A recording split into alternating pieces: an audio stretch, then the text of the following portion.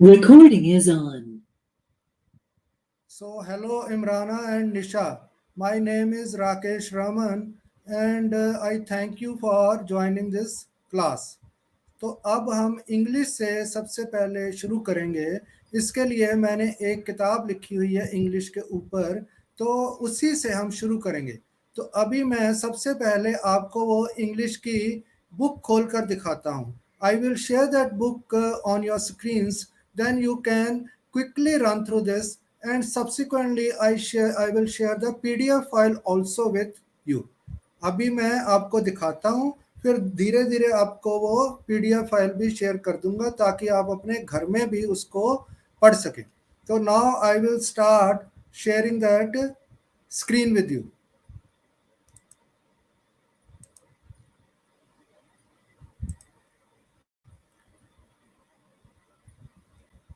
तो क्या अभी आपको अपनी स्क्रीन के ऊपर यह बुक नज़र आ रही है? इमराना, निशा, नज़र आ रही है आपको बुक स्क्रीन के यस ऊपर? सर। पढ़ा भी जा रहा है? Yes sir. तो मैं इसको बिगनिंग से शुरू करता हूँ।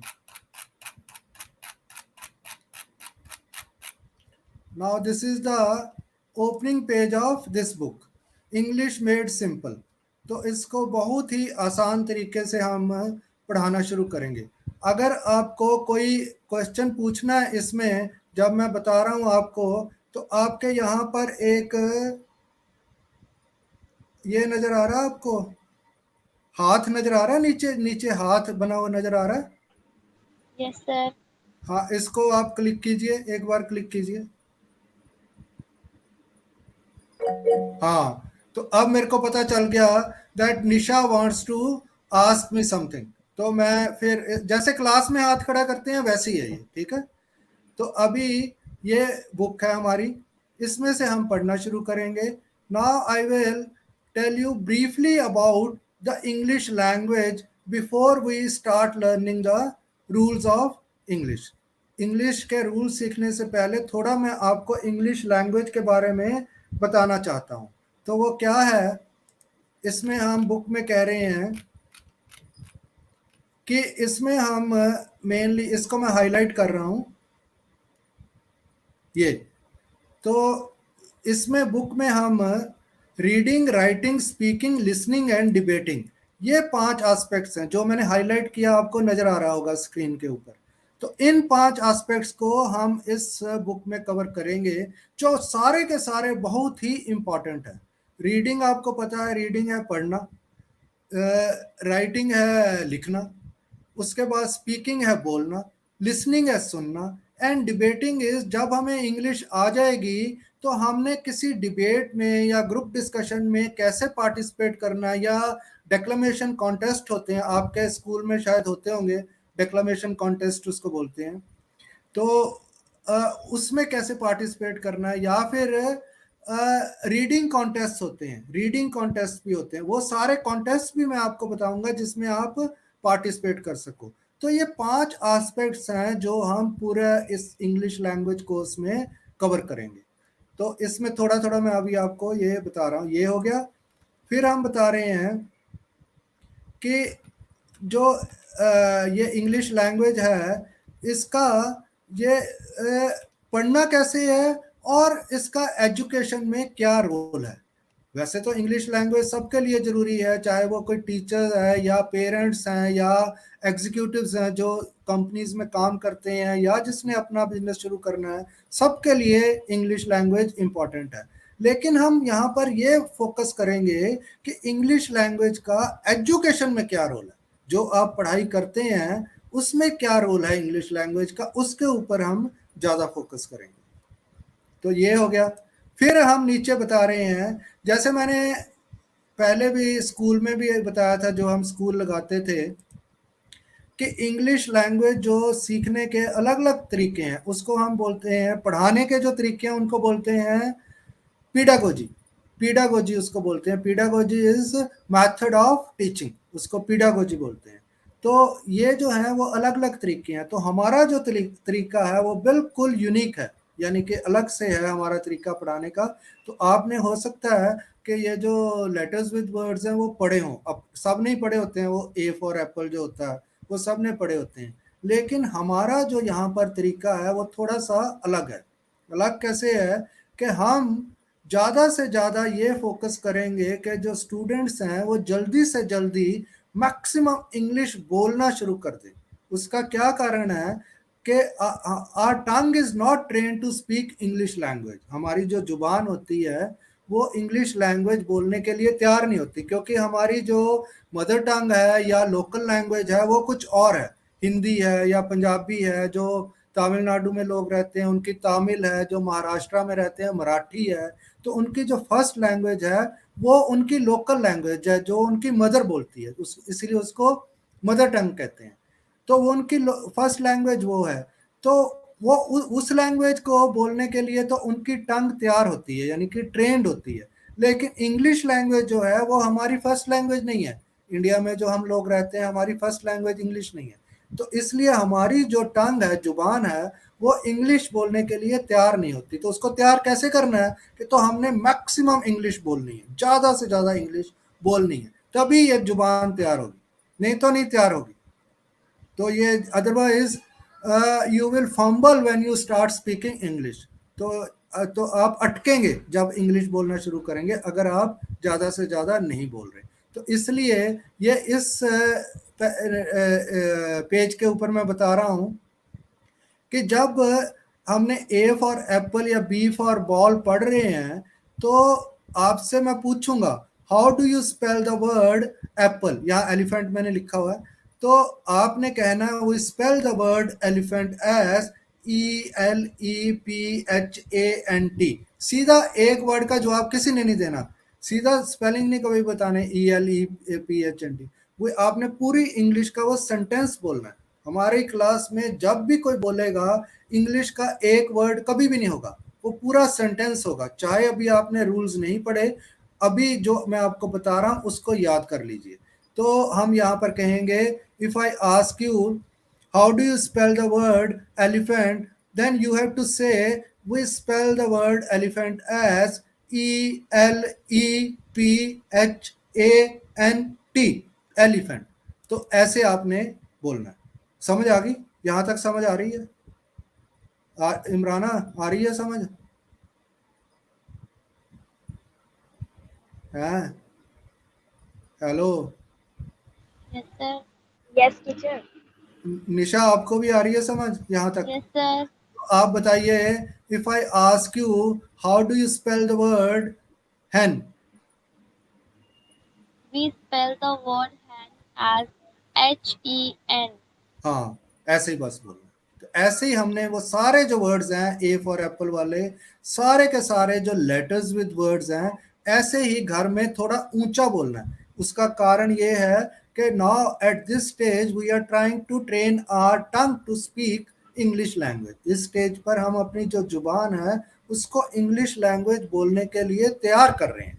तो इसलिए हमने मैक्सिमम इंग्लिश बोलनी है। ठीक है, तो यहाँ तक ये बता रहा हूँ। तो अभी इसमें मैं बता रहा हूँ कि इस बुक में कंटेंट्स क्या क्या हम कवर करेंगे। तो ये है पार्ट ए में है कोर्स ऑब्जेक्टिव्स। कोर्स ऑब्जेक्टिव्स बताना बहुत जरूरी है। जैसे मान लीजिए आपकी क्लास है, कोई एक सेकंड टीचर। कोई केमिस्ट्री की क्लास है मान लीजिए। तो केमिस्ट्री की क्लास में जो आप पढ़ रहे हैं, ये कोई और ज्वाइन कर रहा है।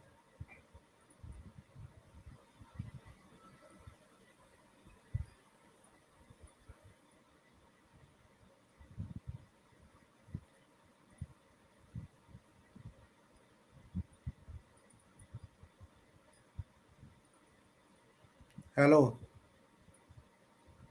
तो जो मान लो आप कोई केमिस्ट्री की या फिजिक्स की क्लास अटेंड करने बैठते हैं, पहले दिन बैठते हैं, तो आपको जो टीचर है उसको ये बताना चाहिए कि what are the course objectives of this subject. इस सब्जेक्ट को जब हम पढ़ा रहे हैं तो उससे हम क्या क्या जो उद्देश्य हैं, उसके उसके जो लक्ष्य हैं, वो क्या क्या हम पूरा करना चाहते हैं। तो वो जनरली बताते नहीं है, क्लास में नहीं बताते, वो सीधा पढ़ाना शुरू कर देते हैं बुक में से।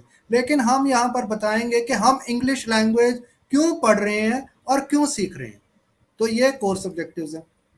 तो ऐसे ही कंटेंट्स होता है उस बुक में क्या क्या हम कवर कर रहे हैं। तो रेफरेंस लैंग्वेज, मैं जल्दी से इसको थोड़ा सा बता देता हूँ। रेफरेंस लैंग्वेज हमारी यहाँ पर हिंदी है, हम हिंदी को यूज करके इंग्लिश पढ़ाने की कोशिश कर रहे हैं। तो that means our reference language is Hindi. एक और किसने ज्वाइन किया ये Imrana? Teacher she is Gulshan. तो इसको भी बोलो, नजर आना चाहिए। Please open your camera Gulshan दीदी। हाँ,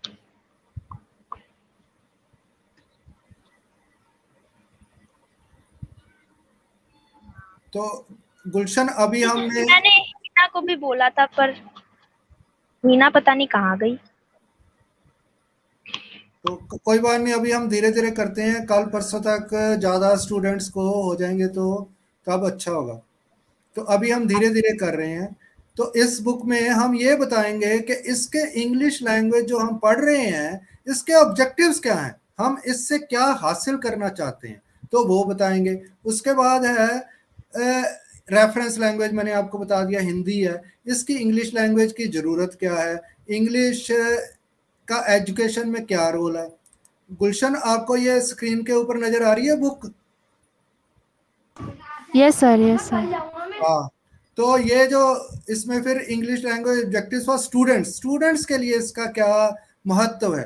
फिर अल्फाबेट विद वर्ड्स, जो हम लेटर्स विद वर्ड्स भी कहते हैं, फिर काउंटिंग इन इंग्लिश, फिर कॉमनली यूज वर्ड्स, फिर singular plural rules, then use of gender in English, then English language structure. तो इसमें हम ये चीजें सीखेंगे। तो अभी हम पार्ट ए के ऊपर ही फोकस करेंगे। ये पार्ट ए है, फिर पार्ट बी है, फिर पार्ट सी है, और फिर पार्ट डी है।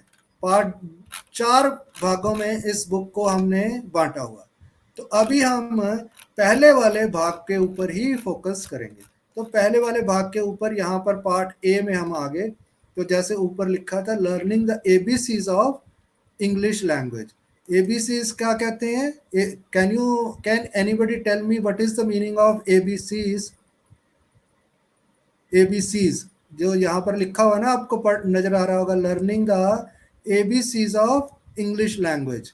एबीसीज किसको बोलते हैं, कोई बता सकता है? जब बेसिक कॉन्सेप्ट्स ऑफ इंग्लिश। हाँ, फंडामेंटल जो बेसिक होता है उसको हम एबीसीज बोलते हैं। So ABCs is a phrase an idiom, जो मुहावरा टाइप होता है वो है एबीसीज, इसको बोलते हैं। हम किसी भी उसको कह सकते हैं, I am learning the ABCs of yoga, yoga की मैं बेसिक्स जो है वो सीख रहा हूँ, तो उसको हम एबीसीज बोलेंगे। ठीक है? तो just like I don't know the ABCs of math. हाँ teacher. Don't understand the ABCs of math. तो मैं मैथ्स के जो फंडामेंटल्स हैं वो नहीं सीख आते हैं मुझे, तो उसको हम एबीसीज बोलेंगे। आप अब धीरे धीरे इनको, फ्रेजेस को या वर्ड्स को या ईडियम्स को भी यूज करना शुरू कर दीजिए। तो आगे है रेफरेंस लैंग्वेज, मैंने आपको बता दिया है।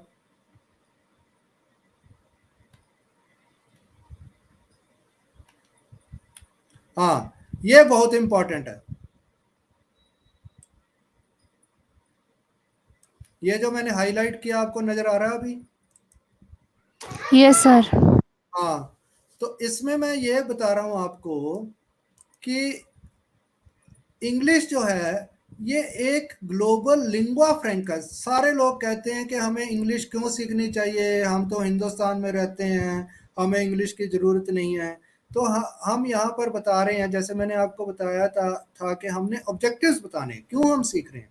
तो English is the lingua फ्रैंका of almost 60 countries of the world. ठीक है? लिंग्वा फ्रैंका क्या होती है, आप बाकी हैं? Yes sir. हाँ, तो लिंगुआ फ्रैंका होती है ये, जो अगर आप मान लो किसी और कंट्री में चले जाते हैं, मान लो चाइना में चले जाते हैं, आप चीन में चले जाते हैं, तो वहाँ पर आपको चाइनीज़ तो आती नहीं है, तो वहाँ पर अगर आपने कुछ काम करना है या लोगों के साथ बोलना है या उनकी लैंग्वेज सीखनी, वो क्या कह रहे हैं वो आपको पता होना चाहिए, तो उसके लिए इंग्लिश इज़ लिंगुआ फ्रैंका, जो हमारे 60 कंट्रीज़ में फर्स्ट लैंग्वेज नहीं है। जैसे हमारे इंडिया में भी फर्स्ट लैंग्वेज हिंदी है, या और स्टेट्स में पंजाबी है या उर्दू है या तमिल है या मराठी है, तो इंग्लिश हमारी सेकंड लैंग्वेज है। फर्स्ट लैंग्वेज जो जहाँ हम रहते हैं वो है। इसी तरह से बाकी के देशों में भी है। तो हमें कौन सी लैंग्वेज एक दूसरे की बात समझने के लिए सहायता करती है, मदद करती है, वो है इंग्लिश। तो इसलिए इसको लिंगुआ फ्रैंका या ब्रिज लैंग्वेज कहते हैं। उसका मतलब है ब्रिज मीन्स जो जो दो आदमी जिनकी फर्स्ट लैंग्वेज इंग्लिश नहीं है, वो आपस में कैसे बात कर सकें, तो वो इंग्लिश ही है हमारे पास। तो इसलिए इसको लिंगुआ फ्रैंका या ब्रिज लैंग्वेज। ब्रिज होता है, ब्रिज आपको पता है ना क्या होता है, BRIDGE। ब्रिज होता है पुल, जो एक जगह से दूसरी जगह में जाने में हमें मदद करता है। उसी तरह से इंग्लिश भी हमें एक दूसरे की बात समझने में मदद करती है। So this is called bridge language also. तो इंग्लिश इसलिए हमारे लिए बहुत ज़रूरी है। और कई यहाँ पर मैंने कारण बताए हुए हैं कि इंग्लिश लैंग्वेज हमें सीखनी क्यों ज़रूरी है। कि जैसे यूनाइटेड स्टेट USA में तो होती है, United kingdom, England, Canada, Australia, New Zealand, और जो developed parts of the world है जहाँ पर लोग बहुत अच्छी तरह से रहते हैं, वहाँ की फर्स्ट लैंग्वेज इंग्लिश ही है। अगर आपने वहाँ कहीं जाकर काम करना है तो आपको इंग्लिश ही आनी चाहिए। तो उसके लिए एक टेस्ट भी होता है, आइलेट्स का टेस्ट होता है, वो भी आपको अगर क्लियर करना पड़ेगा तो वो इंग्लिश लैंग्वेज में ही करना पड़ेगा, तभी आप बाहर आसानी से जा सकते हैं और वहाँ जाकर काम कर सकते हैं या पढ़ सकते हैं। तो इसलिए इंग्लिश लैंग्वेज हमारे लिए बहुत ही ज़रूरी है। तो साथ में ऑफिशियल लैंग्वेज है, यानी कि यूनाइटेड नेशन जो 195 कंट्रीज़ की एक गवर्नमेंट है, बॉडी है, ऑर्गेनाइजेशन है, वहाँ जो ऑफिशियल लैंग्वेज जो जिसमें वो सारे काम करते हैं वो इंग्लिश ही है। वो बाकी लैंग्वेजेस में भी काम करते हैं लेकिन ऑफिशियल लैंग्वेज जो है वो इंग्लिश है। और साथ में जो ऐसे यूरोपियन यूनियन, यूरोपियन कंट्रीज़ की भी एक जो ब्लॉक है जिसमें सारी यूरोपियन कंट्रीज़ आती हैं, वहाँ पर वो यूरोप वाली अपनी लैंग्वेजेस बोलते हैं, लेकिन जो उनकी ऑफिशियल लैंग्वेज, काम करने की लैंग्वेज, वो इंग्लिश ही है। तो इसलिए इंग्लिश हमें सीखनी बहुत ज़रूरी है। हमारे इंडिया में भी जो ऑफिशियल लैंग्वेज वो इंग्लिश ही है। आपने देखा होगा कि अगर आपके घर में कोई नोटिस आता है या मेरे ख्याल से बिजली का बिल जो आता है वो, या और भी कोई कम्युनिकेशन आपने गवर्नमेंट के साथ करनी है, वो सारी इंग्लिश में ही है। तो इसलिए इंडिया में भी जो ऑफिशियल लैंग्वेज इंग्लिश है, बाकी जो जहाँ जहाँ लोग रहते हैं वो अपनी लोकल लैंग्वेज यूज़ कर सकते हैं, जैसे इंग्लिश है या नहीं, हिंदी है या तमिल है या पंजाबी है या उर्दू है, वो कर सकते हैं यूज़, लेकिन ऑफिशियल लैंग्वेज इंग्लिश ही। तो इसलिए इंग्लिश हमारे लिए सीखना बहुत ही ज़रूरी है। तो ये साथ साथ मैं आपको बताऊंगा, जैसे मैंने बताया reading, speaking, talking, writing and expressing. जो मैंने ऊपर बताया था आपको, reading, writing, speaking, listening and debating आपको बताया था, मैंने ये बताया था यहाँ पर, reading, writing, speaking, listening and debating. तो ये सारी हमने चीज़ इंग्लिश में सीखनी है। तो वही मैं नीचे बता रहा हूँ कि जब हम इंग्लिश सीखेंगे, जो हमारे कैरियर में या जॉब लेने में मदद करे, तो हम ये सारा ही सीखेंगे, reading, writing, speaking, listening and debating. तो उसी को मैं यहाँ पर ये कह रहा हूँ, ठीक है। तो ये, हाँ, अब इंग्लिश इन एजुकेशन, जो पढ़ाई है हमारी, उसमें इंग्लिश की क्या ज़रूरत है।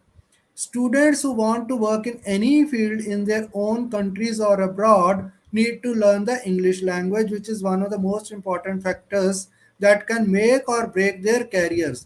यानी कि इंग्लिश जो लैंग्वेज है वो इतनी इम्पॉर्टेंट है कि आपका कैरियर वो बना भी सकती है, अगर आपको नहीं आती तो बिगाड़ भी सकती है, क्योंकि आपके जितने मर्जी आपको सब्जेक्ट्स आते हैं तो उसका कोई फ़ायदा नहीं होगा अगर आपको साथ में इंग्लिश नहीं आती है।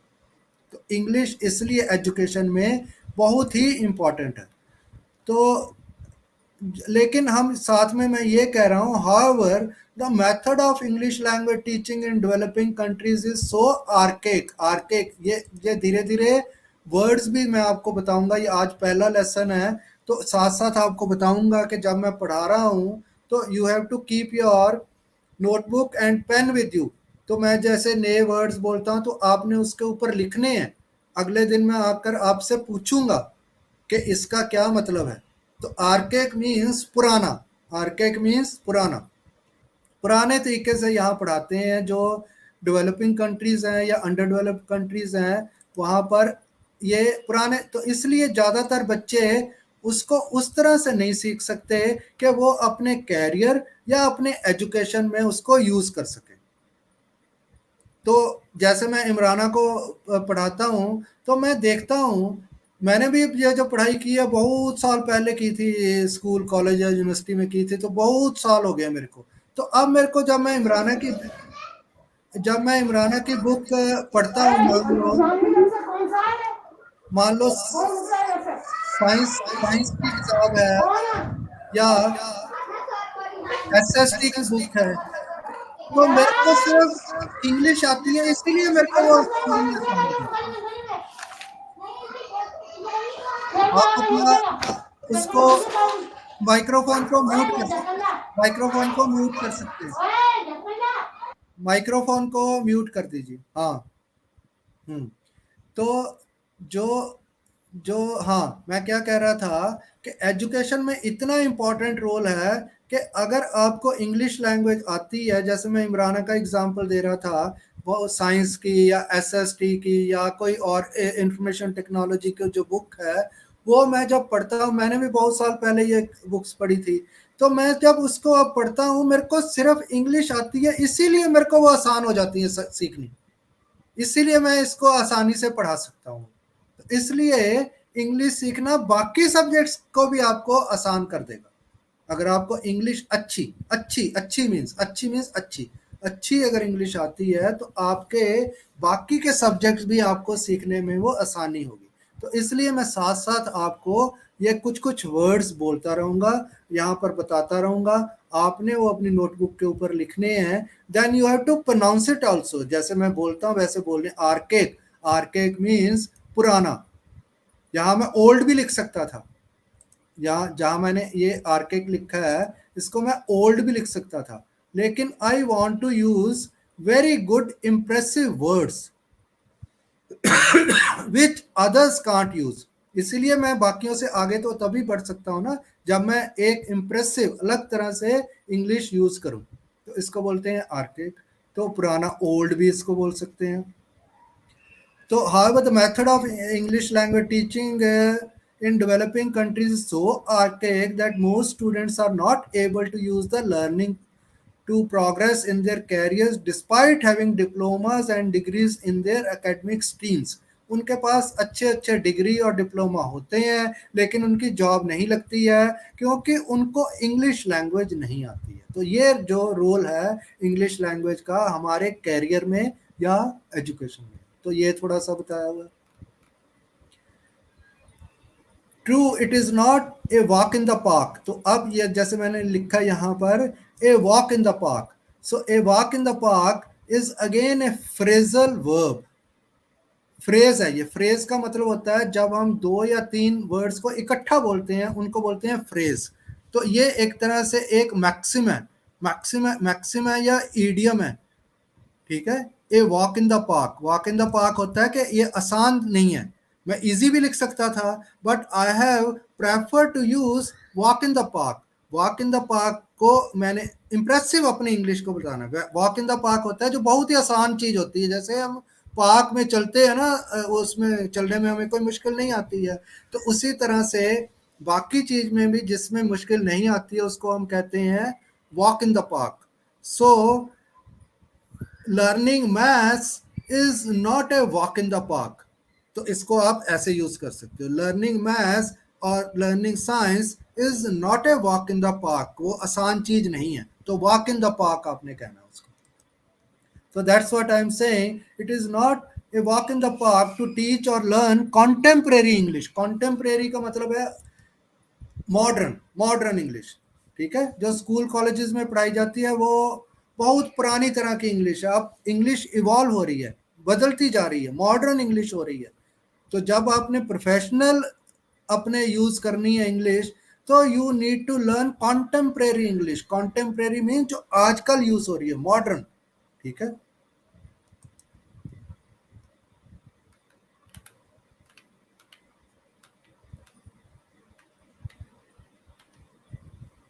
तो यही मैंने यहाँ पर आगे बताया कि इंग्लिश अगर आपको प्रॉपर आती है तो आपको बाकी के सब्जेक्ट्स भी सीखने इजी हो जाएंगे, और साथ में you can use just English language to make your career. अगर आपको इंग्लिश लैंग्वेज आती है और एक और सब्जेक्ट आता है, अभी तो आपने देखा होगा लोगों ने बीए, एमए, एमएससी कई कुछ किया होता है लेकिन उनकी जॉब नहीं लगती है, because they do not understand proper modern English language. So हम यहाँ पर कह रहे हैं जो मैं आपको पढ़ा रहा हूँ वो उसको इस तरह से पढ़ा रहा हूँ कि अगर आपको इंग्लिश लैंग्वेज बहुत अच्छी, इसको हम कंटेंट ग्रेड इंग्लिश लैंग्वेज बोलते हैं। अगर आप लिखना चाहें तो लिख भी सकते हैं, दिस इज कॉल्ड, यहाँ पर लिखता हूँ,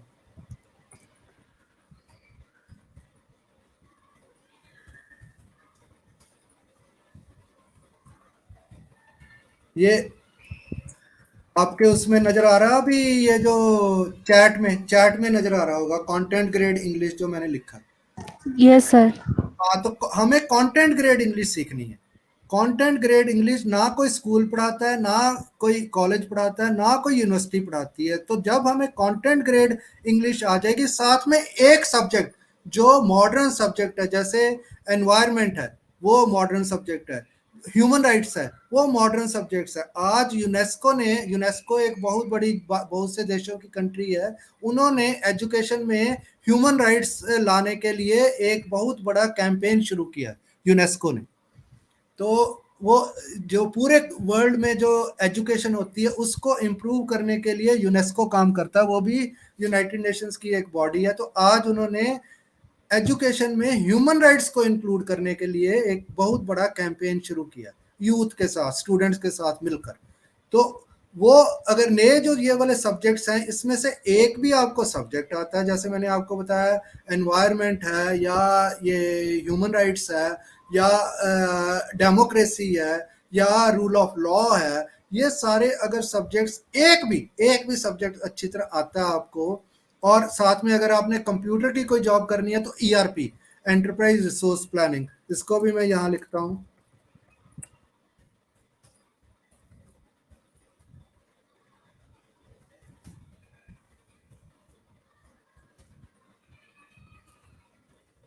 ये आपको नजर आ रहा है जो मैंने चैट में डाला है, एंटरप्राइज रिसोर्स प्लानिंग, ये भी एक सब्जेक्ट है, ये कंप्यूटर की जॉब का सब्जेक्ट है। तो ये नए सब्जेक्ट्स हैं। अगर आपको इंग्लिश और इनमें से एक भी सब्जेक्ट आता है तो you can hope to get a very good job. तो अगर आपको इंग्लिश अच्छी, कंटेंट ग्रेड इंग्लिश आती है और एक सब्जेक्ट आता है, तो आपकी बहुत अच्छी जॉब लग सकती है, ये मैं कह रहा हूँ। बाकी आपको कुछ और सीखने की जरूरत नहीं है, उसका वैसे भी फायदा नहीं हो रहा। आपने देखा होगा आपके इर्द गिर्द जिनके पास अच्छी अच्छी डिग्री, जिन्होंने साइंस, मैथ्स, एसएसटी कई कुछ किया हुआ है, लेकिन जॉब नहीं है, वो लग ही नहीं सकती, ठीक है। प्राइवेट में तो बिल्कुल भी चांस नहीं है, और गवर्नमेंट में जॉब्स है ही नहीं है। तो इसलिए आपको इंग्लिश जो है, you have to learn content grade English.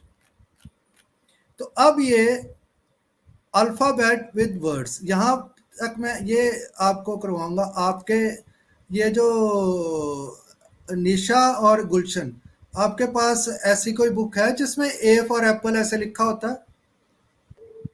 Yes sir. हाँ, तो अब मैं आपको पढ़ने का लेकिन वो तरीका बता रहा हूँ। जैसे मैंने ऊपर कहा, हमें मैक्सिमम बोलना पड़ेगा, बोलते ही रहना पड़ेगा इंग्लिश, ठीक है।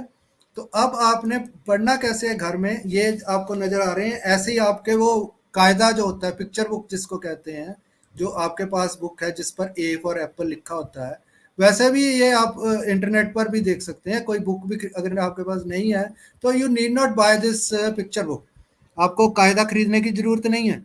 तो आपको जहां भी ये मिलता है आप उसको, मैं आपको और बताता हूँ एक, नहीं अभी नहीं, तो हाँ, तो आपने इसको ऐसे पढ़ना है, ए फॉर एप्पल, एप्पल मीन्स सेब, APPLE एप्पल, ऐसे थोड़ा ऊंचा बोलना है, ठीक है।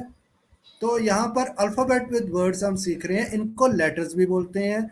जो बड़ा होता है उसको बोलते हैं हम कैपिटल लेटर, जो छोटा होता है उसको बोलते हैं स्मॉल लेटर। तो ये 26 लेटर्स हैं इन इंग्लिश अल्फ़ाबेट। अल्फ़ाबेट जो है ये जो आप देख रहे हैं अल्फ़ाबेट जिसको मैंने हाईलाइट किया है, इसको हमेशा एस नहीं इसके साथ लगेगा, हमेशा सिंगुलर में यूज़ होगा, इसको हम अल्फ़ाबेट बोलेंगे। Alphabet, English alphabet has 26 letters, ठीक है, इसमें 26 लेटर्स हैं। तो वो स्मॉल लेटर्स भी हैं और कैपिटल लेटर्स भी हैं। तो आपने जब ये ए फॉर एप्पल वाला पढ़ना है तो इसको ऐसे पढ़ना है, ए फॉर, इसमें मैंने बड़े भी और छोटे दोनों लिखे हुए हैं, लेटर ऊपर लिखा है, वर्ड यहाँ लिखा है, फिर लेटर लिखा है, फिर वर्ड लिखा है। तो ए फॉर एप्पल, एप्पल मीन्स सेब, APPLE। तो थोड़ा ऊंचा बोलकर आपने घर में इसको तैयारी करनी है, ठीक है।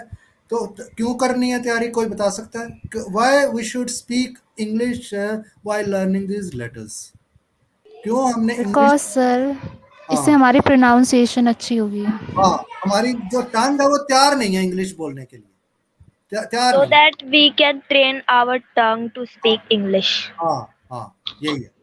तो वो उसका, तो इसको वो ना सोचिए कि अरे ए फॉर एप्पल तो हमने पढ़ा हुआ है, हमें क्यों दोबारा पढ़े।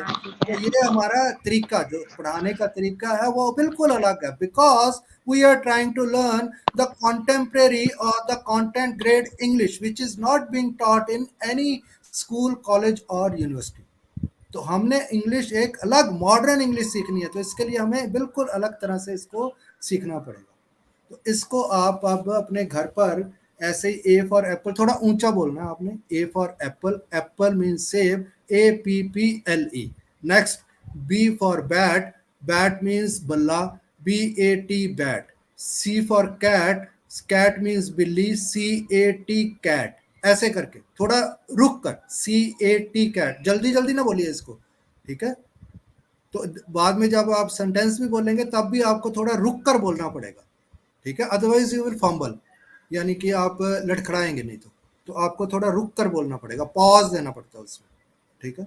तो अभी आपको मैंने ये अल्फ़ाबेट विद वर्ड्स तक, यहाँ पर लेटर्स और ये सारे जेड तक सिखाया। उसके बाद हम काउंटिंग सीखेंगे, और काउंटिंग ये चल रही है, फिर उसके बाद ये एक्सरसाइजेज हैं, एक्सरसाइजेज आपको कंप्लीट करनी पड़ेंगी, फिर कुछ और वर्ड्स हैं, ऐसे ये हमें सीखने पड़ेंगे। तो आज के लेक्चर में बस इतना ही मैंने बताना था। अगर आपने अभी कोई कुछ पूछना है मेरे से तो आप मेरे से पूछ सकते हैं, but try to ask me only those questions which we have covered in today's lecture. जो हमने आज के लेक्चर में कवर किया है उसके बारे में ही ज़्यादा क्वेश्चन मेरे से पूछने की कोशिश की। तो अगर आपने कुछ पूछना है, जैसे मैंने आपको बताया ये हाथ बना हुआ है, इसको, हाथ को आप जब ऐसे क्लिक करेंगे तो I will come to know that this person और this student wants to ask me a question, so I will ask you what do you want to ask me. तो आपने फिर मेरे को बताना। बीच बीच में मैं इंग्लिश जानबूझकर बोल रहा हूँ ताकि आपको लिसनिंग, इंग्लिश लिसनिंग भी तो हमने करनी है ना, जो ऊपर बताए हैं हमने, रीडिंग, राइटिंग, स्पीकिंग, लिसनिंग।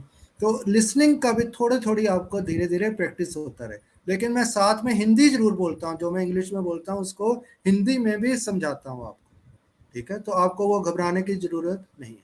तो now if you want to ask me any question you can raise your hand and ask me the question.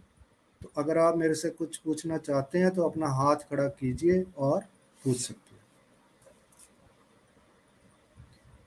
So if there is no question then you have to practice this thing, A for apple at your home up to Z, और इसको Z भी बोलते हैं, Z को हम Z भी बोलते हैं। Z तक आपने अपने घर में करना है। और कल मैं आपसे फिर पूछूंगा के आपने कैसे घर में सीखा है, तो आपने मेरे को बताना है। जैसे मान लीजिए P है तो P for parrot, PARROT, parrot, parrot means तोता। ऐसे आपने मेरे को बताना है। या फिर मैं आपसे पूछूंगा, मान लो निशा, तो Nisha how do you spell the word cat, तो Nisha will say we spell the word cat as CAT, cat. ठीक है, तो वैसे तो ये जो मैं बोल रहा हूँ ना, we spell the word cat as, तो ये एक टेंस है। तो अभी मैंने टेंस के आपको रूल्स नहीं बताए, तो अभी आपने ऐसे ही याद रखिए इसको। ठीक है, we spell the word cat as CAT, cat. ठीक है, ऐसे आपने बोला। तो आज का फिर लेक्चर हम अभी खत्म कर रहे हैं। ठीक है, तो और भी। सर। हाँ, कौन है ये? हाँ जी सर, मैं हूँ। नहीं, हाथ मेरे को नहीं पता चलता, ऐसे नहीं मेरे को पता चलता कौन है। सर गुलशन। हाँ बोलिए। सर जो आपने सेंटेंस बोला, तो how will Nisha spell the words, ऐसे होगा ना?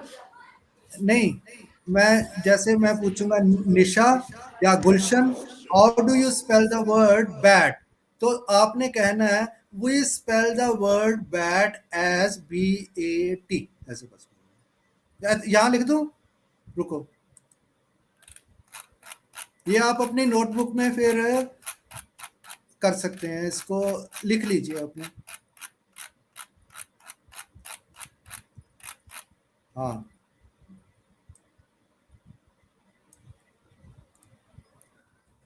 ये देखिए, कैट आपको नजर आ रही है ना? Yes sir. हाँ, तो ये देखिए, ये आपके सामने इसको अपने नोटबुक पर लिख लीजिए। How do you spell the word elephant, student should say, यानी कि आप कहेंगे we spell the word elephant as ELEPHANT, elephant. ठीक है, बस ये ऐसे बोलना।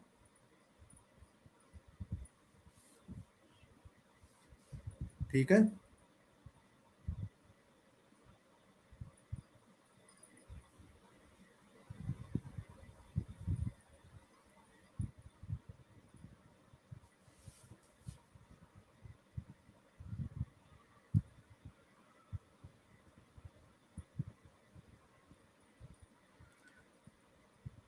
ये Imrana, hello Imrana, hello Imrana, hello Imrana, hello Imrana, hello hello Imrana, are you understanding what I am trying to tell you in today's lecture? Yes, teacher, I got all the concepts clearly. Is it a duplication for you because you have studied it before also? Teacher, what did you just say? Is it a duplication for you because you have studied it before also? No, teacher, it's really easy to understand because I have already learned all the concepts And rules. and rules. Yes. So, if possible, can you ask more students to join this class from tomorrow onward? I would try to ask some students to join this meeting. Yes. So now we are focusing only on English language, but if required, if students want, then we can cover other subjects also.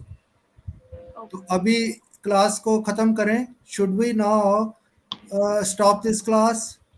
Yes, teacher, we can disconnect the meeting. वो वो उन उन्होंने note कर लिया, ये जो मैंने इसमें लिखा है, चैट में जो लिखा है वो नोट कर लिया? Yes sir, yes sir. तो फिर मैं अभी मीटिंग को बंद कर दूं? Yes sir. Okay, thanks for attending. Thank you so much sir. Thank you, sir. Bye.